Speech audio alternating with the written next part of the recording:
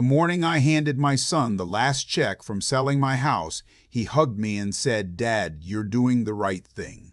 I believed him. I think that's what hurts the most, not what came after, but how completely I believed him in that moment.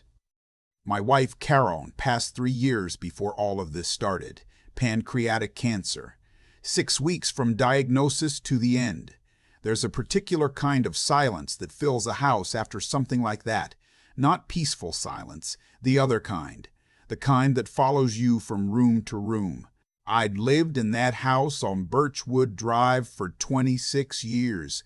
Built the back deck myself. Planted the oak tree in the yard the summer our son was born. After Carol died, I'd sit out there some mornings with my coffee and just look at that tree, thinking about how much taller it had gotten and how I hadn't really noticed until she was gone. My son Nathan called me one Sunday evening about 8 months after the funeral. He said he and his wife Diane had been talking. They wanted me to come live with them. They had the spare bedroom upstairs, the one with the window facing the garden. "Dad, you shouldn't be alone in that big house," he said. "We want you close. The kids want their grandpa close." I told him I'd think about it. I thought about it for 2 weeks. I walked through every room of that house, touched the walls, stood in the kitchen where Carol used to make Sunday pot roast, and then I called a realtor. The house sold in 11 days. I netted just over $190,000 after the mortgage payoff and closing costs. I was 63 years old, collecting Social Security and a small pension from 31 years at the County Water Authority. My monthly income was around $2,200, which wasn't lavish, but it was mine. I had the sale money sitting in a money market account, and I thought, for maybe the last time in a long while, that I had some breathing room. Nathan and Diane's house was a 4-bedroom colonial in a suburb north of Columbus. Nice neighborhood, mature trees, clean sidewalks, the kind of street where people wave when you drive past. My room upstairs had its own bathroom, a good closet, and yes, the window facing the garden, just like he'd said. The grandkids, his son Miles, who was 9, and his daughter Paige, who was 6, would knock on my door Saturday mornings and ask if I wanted to make pancakes. Those were the good mornings. I paid rent. Nathan said I didn't have to, but I insisted. $800 a month, same as a decent apartment in that part of Ohio. I also covered the groceries most weeks, usually came to another $250 at the Kroger on Maple. I wasn't keeping a ledger. Carol always said I was too easy about money, that I trusted people, because I couldn't imagine not being trusted back. She wasn't wrong. The first year was fine. The second year I started noticing things. Diane's brother Scott was around more often, not occasionally, frequently. 2-3 times a week. Scott was 41, between jobs more often than not, recently divorced, and the kind of person who fills a room with his own problems the way some people fill a room with their own problems, the way some people fill a room with their presence. He wasn't unkind to me. He was friendly, actually, the way people are friendly when they want something they haven't asked for yet. He started having dinner with us on Thursdays, then Sundays, then sometimes unannounced on a Tuesday, and Diane would set a plate for him without blinking. I noticed Nathan never asked him to pitch in for groceries. I noticed because I was the one buying them. One Thursday evening, I came downstairs for a glass of water around 11. Nathan and Diane were in the kitchen, voices low. I stopped on the landing. I wasn't trying to listen, but I heard Diane say, "He's got almost $200,000 just sitting there. He's not going to spend it. He doesn't go anywhere." And Nathan said, I remember the exact words. I will remember them until I die. "Scott needs a bridge loan to get through the next few months. Dad won't even notice $2,000 or $3,000 gone." I stood on that landing for what felt like a long time. Then I went back upstairs and sat on the edge of my bed in the dark. I didn't sleep. I lay on top of the covers and went back through every assumption I had made about why I was in that house. I thought I was there because my son wanted his father nearby. I thought I was there because my grandkids liked pancakes on Saturday mornings. I was starting to understand. I was also there because I was useful in a different way than I had realized. I didn't say anything the next morning, or the morning after. I've never been a confrontational person. Carol used to tease me about it, said I'd apologize to a chair if I bumped into it. But I started paying closer attention.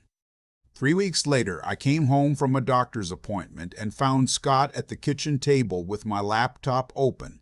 He looked up without any particular alarm and said, "Nathan said you wouldn't mind. I just needed to print something." "What did you need to print?" I asked. He waved his hand. "Invoice for a side job. You know how it is." I didn't say anything else, but I sat down across from him at that table, and I didn't move until he closed the laptop and left.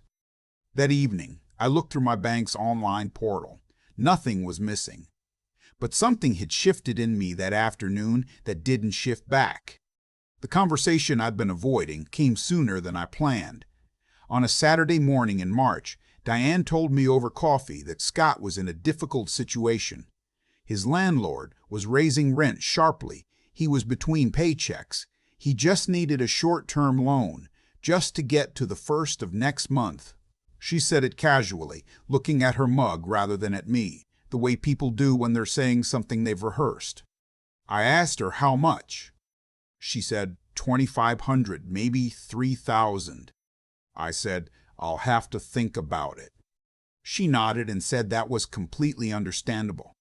I thought about it for exactly 1 day. What I thought about was not Scott. I thought about how the request came from Diane, not Nathan. I thought about the conversation I'd heard on the landing. He won't even notice. I thought about 31 years at the County Water Authority, every winter morning driving in at 6 a.m., every summer Saturday I worked overtime. I thought about Carol, who clipped grocery coupons not because we had to, but because she respected money, what it cost a person to earn it. I thought about what it meant that my son, who had stood in my living room on Birchwood Drive and told me I was doing the right thing, apparently thought of my savings the way a person thinks of a communal refrigerator. The next morning, I drove to the library. I used one of their computers instead of my own, and I started looking at apartments. I wasn't hasty about it. I took 6 weeks. I found a 1-bedroom unit in a retirement-friendly complex about 12 minutes from Nathan's house, close enough to see the grandkids, far enough to close a door at night that no one could open. The rent was $940 a month. I put down the security deposit and first month's rent in early April. I didn't tell Nathan and Diane what I was doing. That might seem dishonest. I've turned it over in my mind many times, and I've landed in the same place every time. I had nothing to defend. I was a 65-year-old man with my own money, my own social security, and my own right to determine where I slept. I hadn't taken anything from them. I had, in fact, given them the better part of 2.5 years of groceries and rent and Saturday pancakes and fixed their gutters in October and replaced the garbage disposal when it died last June. I didn't owe them an explanation, and I was fairly certain that if I gave them one, it would turn into a negotiation I didn't want to have. I moved out on a Thursday while Nathan was at work and Diane was taking the kids to school. I had 1 carload of boxes and a second trip for my tools. I left an envelope on the kitchen counter with a note inside. I said I had found my own place. I loved them, and I would call that weekend. I left my new address and phone number in case of emergency. I did not mention Scott. I did not mention the conversation I had heard on the landing. I did not mention the laptop. Nathan called me that afternoon. He was not angry, or rather he cycled through anger and something closer to shame so quickly it was hard to separate the two. He said he didn't understand. He said I should have talked to him. He said he thought we had a good thing going. I said we did for a while. He said, "Dad, is this about Scott?" I said, "It's about me, Nathan. It's about me knowing what I need." He was quiet for a moment. Then he said, "I'm sorry if things got complicated." If. That word sat with me for a few days, but eventually I let it go. People apologize in the language they have available, and "I'm sorry if" is sometimes the best a person can manage when they haven't fully looked at their own part in something. Scott called me once. I don't know how he got my new number, probably through Diane. He was jovial, like we were old friends. Said he heard I had moved and he thought that was great. Very independent of me, very smart. He said he hoped there were no hard feelings. And by the way, if I ever wanted to have lunch. I said, "I wish you well, Scott," and I hung up, gently. I've always been a gentle hanger-upper. I have not given him a second thought since. My apartment is small by most definitions. The bedroom fits a queen bed and a dresser and not much else. The living room has my recliner, my television, and a card table I use for puzzles. The kitchen is galley style, which I actually prefer, everything within arm's reach. But the thing I didn't expect, the thing I want to be honest about, is that I unpacked my boxes that first evening and sat in my recliner in the silence. And it was the other kind of silence, not the kind that had followed me around Birchwood Drive after Carol died. Something else, something lighter. I built a small workbench in the storage unit that came with my apartment. The complex has a little outdoor area where residents can use a grill on summer evenings. My neighbor across the hall, a retired postal worker named Bill, knocked on my door 2 weeks after I moved in to introduce himself and offer me half a coffee cake his daughter had brought. We've had coffee together most Tuesday mornings since. I see Nathan and the grandkids most weekends. Miles and Paige come to my apartment Saturday mornings now. Diane drops them off. We make pancakes on my 2-burner stove, and they think it's an adventure, because everything is smaller and closer together, and Grandpa lets them use the good maple syrup. Nathan and I have dinner together once a month, just the two of us. Things between us are not what they were before, but they're honest, which I'll take over comfortable and false any day. He asked me once, a few months after I moved out, whether I had been unhappy there. I thought about how to answer that, and finally said I was happy parts of it, the parts that were really ours. He nodded slowly. I think he understood more than he let on. I don't carry what happened with resentment anymore. I went through a season of it, lying awake at night running the math on what I'd contributed, feeling my jaw tighten every time I thought about that conversation on the landing. But resentment is a heavy thing to carry, and I'm 65 years old. I'd rather spend the weight allowance on something else. What I do carry is this. I know now, more clearly than I ever have, that generosity has to come from a place of choice. The moment it stops being a choice, the moment someone else has decided for you what your generosity will look like and how much of it there will be, it's no longer generosity. It's just loss. Carol knew this. She tried to tell me in her patient, sideways way that she always had. "Raymond," she would say, that's what she called me when she was making a point. "Raymond, the best thing you can give someone is not always money." I would nod and mostly agree and mostly not listen, the way you don't listen to the things people say before you need them. I'm listening now. I drink my coffee every morning in my recliner, with the window cracked open and the sound of the parking lot coming in, cars starting, someone's dog, the postal truck on Tuesdays. Small sounds, ordinary sounds. I've stopped waiting for them to be something more than what they are. I sold a house with 26 years of my life inside it. I moved into a room that was offered with love, or what was dressed as love. I stayed until I understood the difference.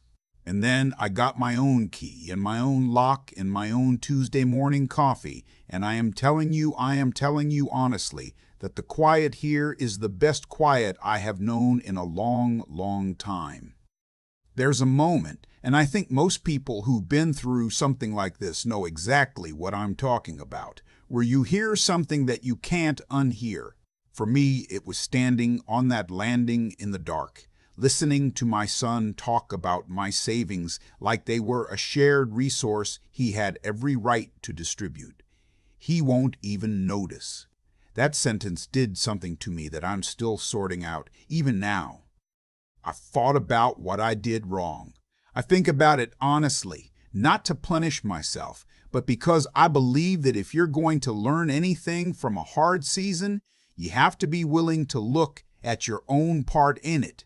I moved into that house with my eyes open and my guard down, and I told myself that was love. But trust without discernment isn't really trust. It's just hope wearing trust's clothes. I should have asked clearer questions earlier. I should have noticed sooner that the generosity flowed in one direction. Those were my failures, and I own them. But here's what I also know. The moment I understood what was happening, I didn't collapse and I didn't explode. I sat with what I'd heard. I thought it through carefully, and then I acted quietly, methodically, on my own terms. That steadiness didn't come from nowhere. It came from 31 years of getting up before sunrise and doing what needed doing, from watching Carol face the worst news a person can get and still make it to the kitchen every morning to put on the coffee. You build that kind of backbone slowly, over a lifetime, and when you need it, it's there. What I couldn't give Scott was my approval of the arrangement. What I couldn't give Nathan was the pretense that nothing had changed after what I heard. Some people would call that stubbornness. I call it knowing the difference between forgiveness, which I genuinely carry for both of them, and acceptance of something that was wrong. You can forgive a person fully and still choose not to hand them the keys to your life. Those two things can coexist. The apartment I moved into was smaller than any place I'd lived since my 20s, and the first week was strange. I won't pretend it wasn't, but strange and wrong are not the same thing. I set up my workbench, I met Bill across the hall, and I made pancakes for the grandkids on a 2-burner stove, and Miles said it was the best Saturday he'd had in months. I believed him. Kids can tell when a place is at peace. What I want anyone going through something similar to take from this is not that family is the enemy. Nathan is my son, and I love him, and we are finding our way back to something real and honest between us. What I want you to take is this: your resources, your money, your time, your energy, your quiet belong to you, not to the people who assume access to them. The moment you understand that, clearly and without guilt, you have already done the hardest part. The rest is just logistics. Carol used to say that a person's character was what they do when no one's keeping score. I kept no score. I just picked up my tools and moved.